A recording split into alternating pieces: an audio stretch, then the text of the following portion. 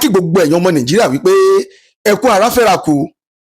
Ìlú Ìlaro láwa yìí ní Ogun State níbi tí wọ́n ti ń sin olóògbé tí gbogbo èèyàn mọ̀ sí Taiwo Hassan Ogogo. Níbi tí a wà yìí ńbẹ̀ láti rọ́pọ̀lọpọ̀ wọn òṣèré o níbi tí wọ́n jókòó sí. Alfa Fulani àwọn náà wà ńbẹ̀ o. Àwọn ọmọ olóòkú ló ń bọ̀ yìí, wọ́n ń bọ̀ yìí lọ fara wọn lọ́wọ́. Ilé ayé ọ̀pọ̀lọpọ̀ àwọn èèyàn ló wà níbi tí wọ́n ti ń sin Taiwo Hassan Ogogo lónìí o. Àìmọye àwọn òṣèré orí ìtàgé tí wọ́n pọ̀ ńbẹ̀. Àwọn ọmọ olóòkú rèé o, wọ́n sunkún. Ìyá wa rèé Madam Sajẹ, àwọn náà wá wípé Taiwo Hassan Ogogo kò jẹ́ bẹ́ẹ̀ sọ́wọ́n kí Ọlọ́run ọba àbẹ̀wọ̀n ọmọ Alhaji Taiwo Ogogo Hassan bí wọ́n ṣe rí ọ̀pọ̀lọpọ̀ àwọn onífíìmù tí wọ́n wá bẹ́ẹ̀ náà lomijé ń jábọ́ lójú wọn wípé ṣọ́wọ́n ò ní rí bàbá àwọn ọmọ báyìí.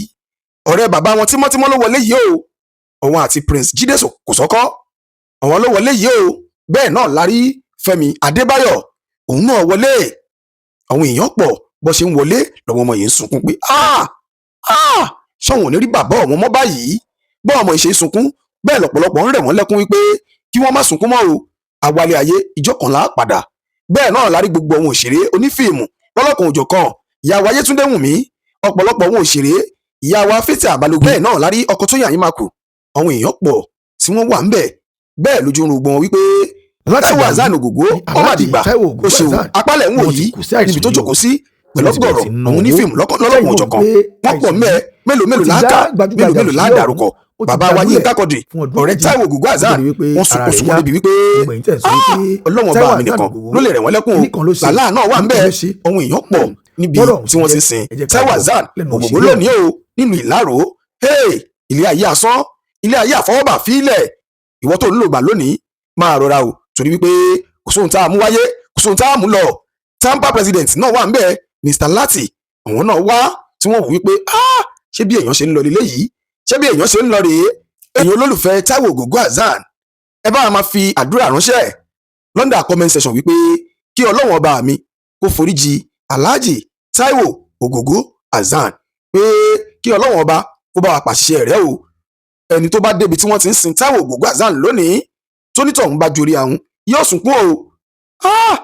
Àwọn èèyàn ó dùn wọ́n débi wípé tó bá pín ọgbọ́n wà tí wọ́n lè dá sí ni wọn ò bá dá sí. Àwọn òṣèré orí ìtàgé ara wọn rèé o, Saheed Balogun, àwọn náà wọlé, àwọn náà wá síbẹ̀ wípé Alhaji Taiwo Ogogo Hassan, ọ̀rẹ́ olóòkú rèé, ọ̀rẹ́ olóòkú rèé, ìmùlẹ̀ rẹ̀ rèé o. Kí Ọlọ́run ọba mi kó jẹ́ kí ọdún kó jìnnà síra wọn. Ibẹ̀ láti rí Jìgan bàbá ọjà tóun náà wá bẹ́ẹ̀ o. Àwọn òṣèré orí ìtàgé wọ́n pọ̀ janturẹrẹ. Ẹ wò ó, ẹ jẹ́ ká wo bí wọ́n ṣe sin Alhaji Taiwo Ogogo Hassan.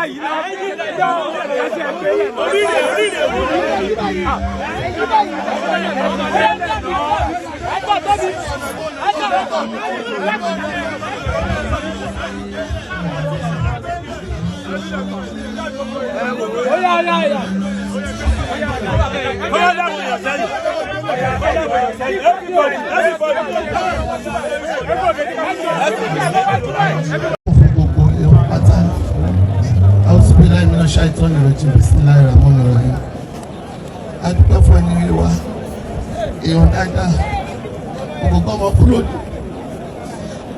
fẹ́ ó fẹ́ jù wá lọ ní torí kì í ṣe owó ìwọ̀n ní fi tọ́jú òkùnkùn gbogbo lórúkọ gbogbo ẹgbẹ́ tábà pátápátá àdúpẹ́ lọ́wọ́ gbogbo èyí tẹ́ dúró ẹ ṣe gbọ́ ọ̀nà àdúró ọ̀nà àṣekú sinmi fún ọ̀nà àpàṣìṣe rẹ̀ àtọ́jú àwọn ọmọ ẹ̀ ojú wẹ̀yìn kò tọ́jú àwọn ọmọ ẹ̀ tóra àwọn ọmọ ẹ̀ o lè ṣe bí ìyá o lè ṣe bí ìyá o o lè ṣe bí bàbá o lè ṣe bí bàbá o ojú wẹ̀yìn kò gbọ́ ọkọ̀ fúlódò o tọ́jú àwọn ọmọ ẹ̀ bàbá ti ṣe kú sinmi fún ẹ o ẹ ṣe. broda kọ́nà kó bá wa fún ní kọ́nà bá wa ṣe bẹ́ẹ̀ kọ́nà bá wa kẹ́ kọ́nà bá wa kẹ́ èèyàn dáadáa ní Ògógó èèyàn dáadáa ní kò jù bẹ́ẹ̀ lọ kò sí nǹkan mi lẹ́yìn dáadáa. Allahu Akbar.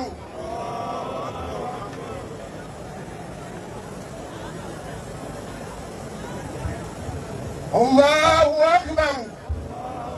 Assalamu alaikum wa rahmatullahi. Assalamu alaikum wa rahmatullahi. Náà gbogbo wa ẹ jẹ́ kí a máa lò.